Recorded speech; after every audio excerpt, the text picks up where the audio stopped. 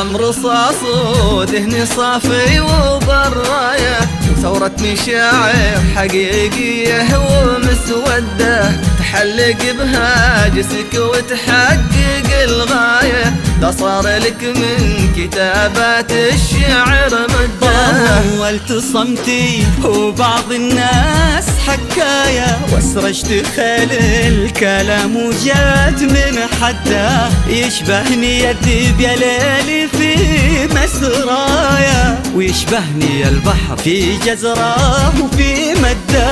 أقرأ حديث النبي وأفسر الآية، والعمر محدود والأيام ممتدة، وأنا بشر في مسافة الزمن تايه. له بقد الزمن ولا الزمن قده. يطمح ولد يتسلم بعده الراية، مثل ما ابوه استلم من بعد جده.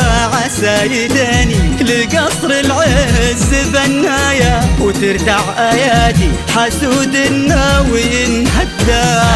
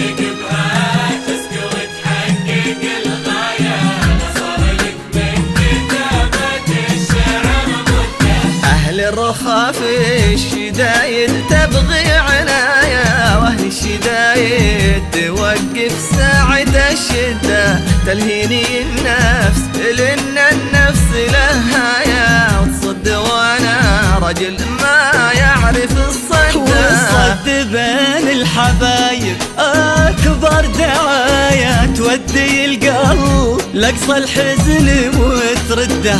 والغالي اللي غرامه يسكن حشاية، إلى الحين وانا متيم فيه ووده. لقام يعزف من لحون الهجر نايه، عساه يمزح معي ليكون من جده. لقالي لي ويش تقولي في لون حنايه، اقول يا كبر حظه ما حد نقده. وشلون ارضي لو ما دور رضايا، واحساسي بصدق عكس احساسه بشده.